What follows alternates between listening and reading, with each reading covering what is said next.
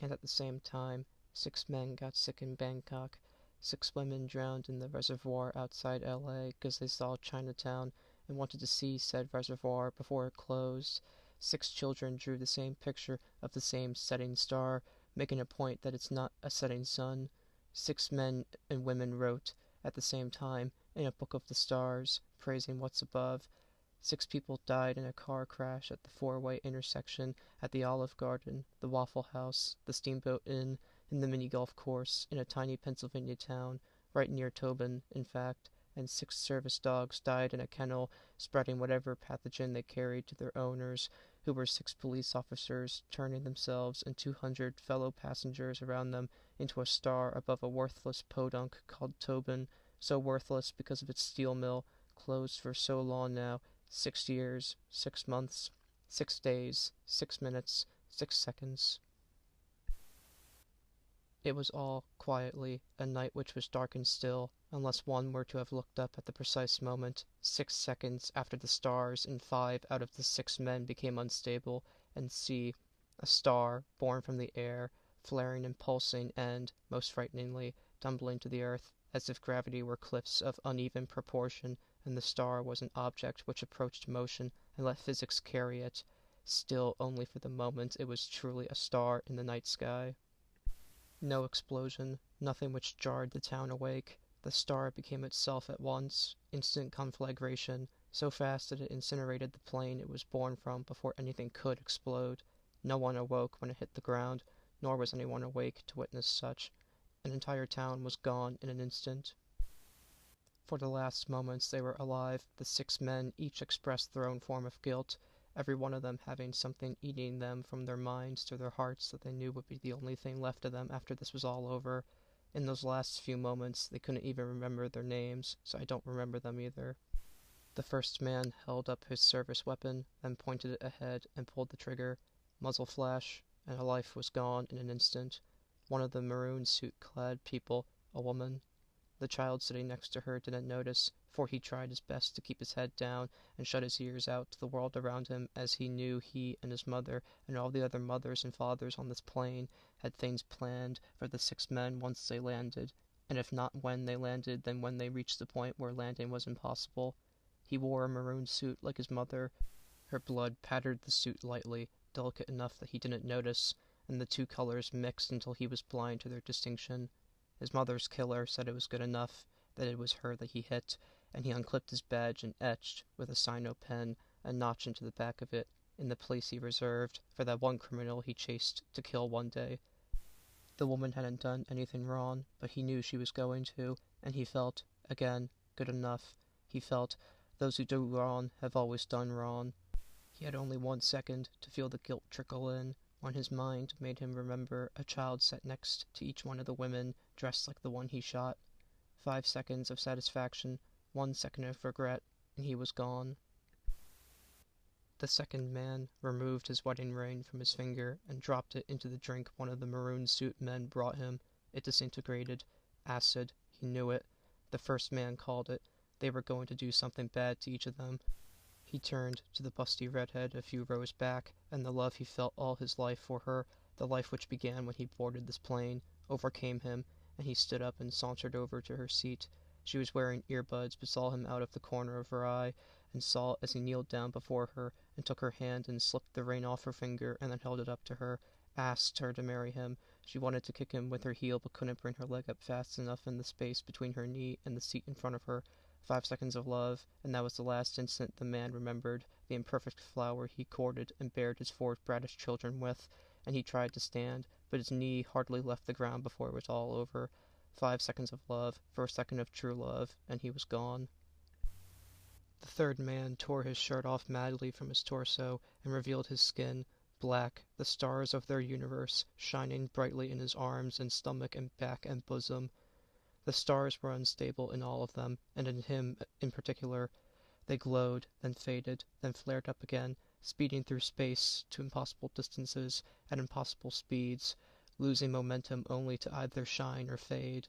They couldn't decide which. His skin was translucent too, or at least had the ectoplasm of a man coated in shining celestial wonder, A boy, too, rose over from his seat, counted the constellations in his back, and he began to count the ones in his chest, taking in the umbilical cord and the Venus fry pan and the spit palm. But of course none of those exist. Caught in his own fiction, the man tried looking for the Great Dipper, but it was on his nape, and he was really looking at Leo, near his belly button. Is it true, then? Is he as empty and spatial within as he was told? He thought, at first, that it didn't matter, until the last moment.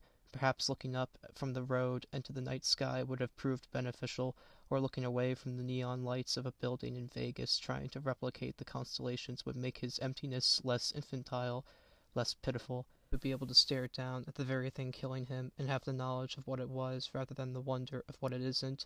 5 seconds of creation and concoction for one moment of regret, and he was gone.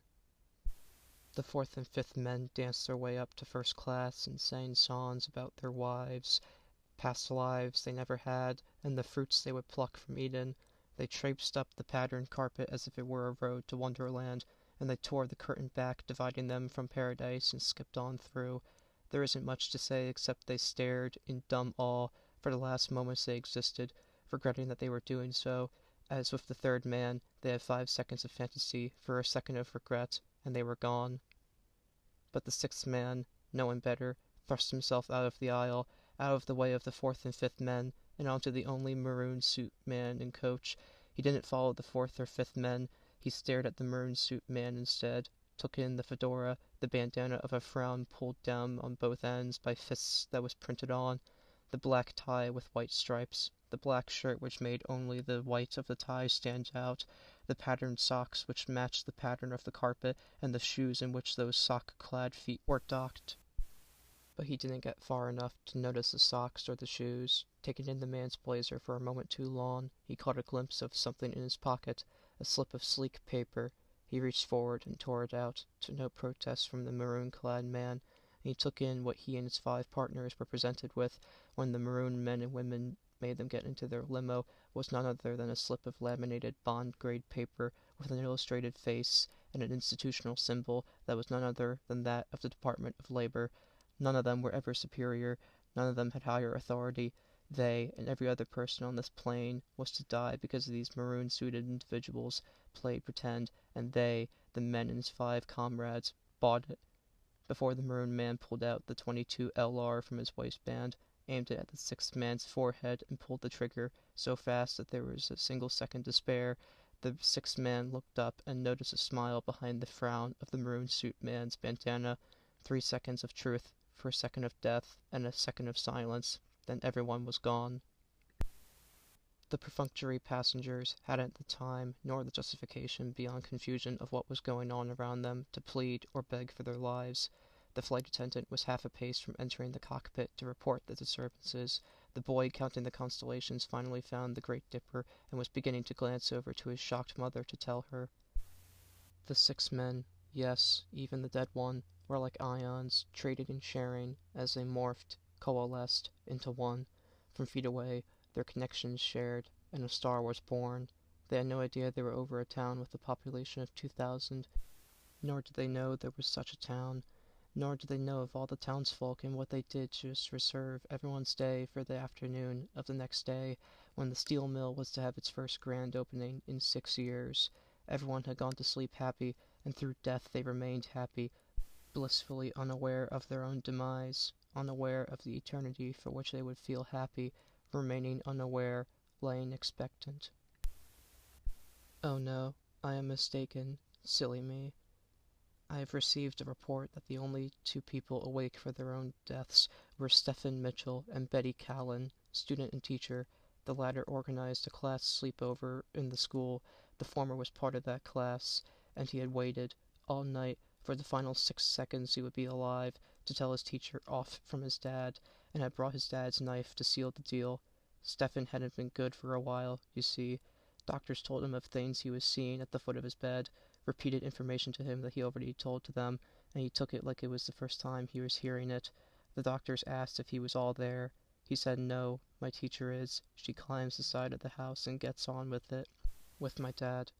He would use his dad's knife to kill her. In for a penny, in for a pound. His family was his, and her family was hers. He was getting ready to cut her throat when both were incinerated, as instantaneous as the star's creation, his family his, and her family hers. The deal settled, the cards stacked. The knife went as well, with its wielder, and the whole school went as well, and the whole town too, for that matter. By morning, 6 wives woke up to 6 empty beds. 6 government agencies had been working for 6 hours to evacuate the county, and 6 children were called out of school in Tallahassee. They woke up and told their moms that they had turned into space. 6 days later, 6 counties surrounding Tobin laid barren, and the star grew 6 feet an hour, forcing everyone away. People with enough sense knew that it would take 28 years, at its growth rate, to swallow up Pennsylvania, but the government didn't care a whit. The more fear, the less people, the less people, the less there are people to get in the way of research. The only people who got in their way during the first 4 weeks were 6 people clad in maroon suits and peculiar bandanas, standing on a hill, looking on towards the star. They were arrested promptly, but only the driver of the caravan in which they were transported. Notice that each of them had eyes like barcodes, the slick, white layer of the sclera punctured, gridded, sectioned. No one took notice, and the 6 people were dropped somewhere in the Pine Barrens before 6 o'clock, and everything continued on as is. And, 6 months later, 6 poets wrote a song, 6 suns rose across the cosmos, 6 eyes opened on 6 one-eyed creatures, and 6 musicians stood on a stage before 6,000 people and played 6 songs and became a star too, the star burning and growing until it took with it 6 towns and 6 counties over 6 days. That star grew faster than the other, and by the 7th day, no one really knew what to do anymore.